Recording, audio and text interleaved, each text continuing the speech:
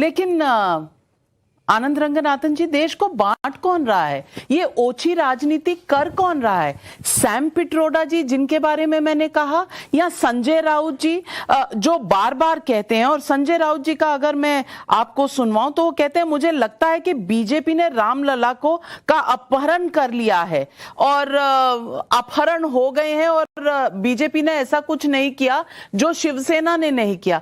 तो ओछी राजनीति सैम पिट्रोडा और संजय राउत कर रहे हैं या बीजेपी सिर्फ अकेली कर रही है? धन्यवाद नाविका जी। पहले तो धन्यवाद मेरे जो फेलो पैनलिस्ट हैं। मेरी हिंदी इतनी अच्छी नहीं है तो मुझे माफ़ कीजिएगा, लेकिन मैं ट्राई ज़रूर करूँगा। देखिए, ये 500 साल से ओछी राजनीति चली आ रही है। 500 साल से मैं कह रहा हूँ, क्योंकि जो लेजिटिमेट क्राई थी जस्टिस की, उसको अगर आप 500 साल तक नकारेंगे, उसको कंटेम्प्रेरी भारत में भी कहेंगे कि कोई हक नहीं है ये मांगने का भी आपको, और सारे हिस्टोरियंस एक लेफ्टिस्ट प्रवृत्ति के ये कहेंगे कि वहाँ पे नीचे तो मंदिर था ही नहीं। अभी भी कहते हैं कि वहाँ पे राम मंदिर नहीं बनना चाहिए था, उससे थोड़ा हट के बनना चाहिए था। कई लोग कहते हैं स्कूल बनने चाहिए थे, हॉस्पिटल्स बनने चाहिए थे, हैं, लेकिन वो सब बातें वो भूल जाते हैं। जब सिर्फ हिंदू टेम्पल्स की बात आती है तभी उनको याद आते हैं। तो मैं 3 चीज़ें यहाँ कहना चाहता हूँ, क्योंकि आपने बहुत ही अहम मुद्दा उठाया। ये बीजेपी की बात तो है ही नहीं। यस, बीजेपी फोर फ्रंट पे थी राम मंदिर बनाने के लिए, लेकिन उससे बहुत पहले सुधांशु जी भी मानेंगे कि बहुत सारे ऐसे लोग आए गए।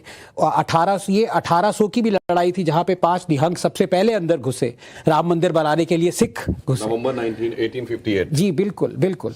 तो ये किसी एक पार्टी की बात है ही नहीं। ये बात होनी चाहिए थी देश की, ये बात होनी चाहिए थी हिंदू, मुस्लिम, सिख, ईसाई सबकी। मैं ये क्यों कह रहा हूं? मैं ये 3 चीजों से कह रहा हूं। कई लोग अभी भी कह रहे हैं, और मुझे थोड़ा सा एक टाइम दीजिएगा, कि बीजेपी इस पूरे उस पे इन्होंने अप्रोप्रिएट कर लिया है, स्टेट क्यों स्पेंड कर रहा है, सेकुलर स्टेट। पहले तो मैं बता दूं कि हमारा देश सेकुलर है ही नहीं, क्योंकि जो स्टेट 1 लाख से ज्यादा मंदिर को कंट्रोल करे एक्सक्लूसिवली, मॉस्क को नहीं कंट्रोल करे, गुरुद्वारों को कंट्रोल नहीं करे, चर्चेस को कंट्रोल नहीं करे, हिंदू के टेंपल और उनके लैंड, उनकी प्रॉपर्टी से लाखों करोड़ों रुपया 70 साल से ले, वो अगर उसका एक फ्रैक्शन राम मंदिर पे स्पेंड करे, तो ये तो मैं कह रहा हूं बहुत कम स्पेंड कर रहा है। तो सबसे पहले बात ये आर्ग्यूमेंट चली जाती है खिड़की के बाहर कि आप सेकुलर स्टेट हैं, आप क्यों स्पेंड कर रहे हैं, नंबर 1। नंबर 2, ये सबसे अहम मुद्दा है, क्योंकि लोग कहते हैं उसके नीचे, लेफ्टिस्ट कहते हैं कि उसके नीचे राम मंदिर या मंदिर था ही नहीं।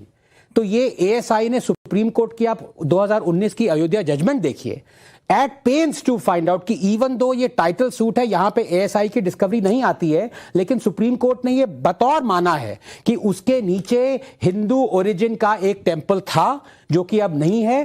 बाबरी मस्जिद उस ढांचे के ऊपर बनी है। और जब ये अयोध्या जजमेंट आ गई, उसके बाद जब खुदाई शुरू हुई नया राम मंदिर बनाने के लिए, तो डजन्स ऑफ मूर्तियां, प्लाक, इंस्क्रिप्शंस सारे उस 1000 साल पहले के मिले, जो कि अब नए राम मंदिर में बनाए जाएंगे। सुधांशु जी इसके बारे में ज्यादा जानते होंगे। तीसरी बात, जो सैम पित्रोदा जी ने कहा कि ये नेशनल इशू नहीं है राम मंदिर, मैं उनसे बिल्कुल इस मामले में एग्री करता हूं। ये नेशनल इशू नहीं है। क्यों? क्योंकि ये सिविलाइजेशनल इशू है। ये सिर्फ भारत तक सीमित नहीं है, ये सिर्फ जो आस्था में विश्वास करते हैं उनके लिए सीमित नहीं है। मैं एक डार्विनियन एथिस्ट हूं, आशुतोष एक लेफ्टिस्ट एथिस्ट है। जो भी हो, आस्था भले ही ना हो, लेकिन ये एक इशू ऐसा है कि हमारे एंसेस्टर्स के अगेंस्ट हिस्टोरिकल इनजस्टिस किया गया, और जिन लोगों ने कहा कि इसको भूल जाओ, इस इनजस्टिस को, वो पूरे दुनिया भर में कहते हैं कि कभी भूलना मत हिस्टोरिकल इनजस्टिस।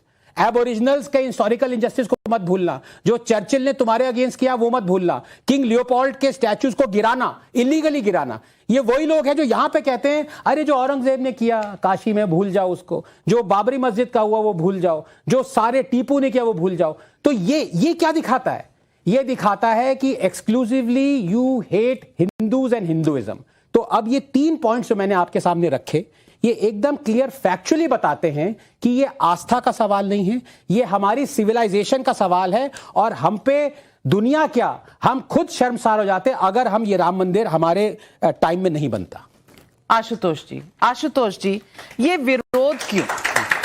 ये विरोध क्यों, जब साइंटिस्ट भी हैं आनंद रंगनाथन और उन्होंने साइंटिफिकली आपको बताया है, राम भारत और हिंदू सिविलाइजेशन से जन्मे और यहां से इंडोनेशिया तक गए, कंबोडिया तक गए और दूसरी तरफ वेस्ट बैंक की तरफ भी सुधांशु जी ने बताया। लेकिन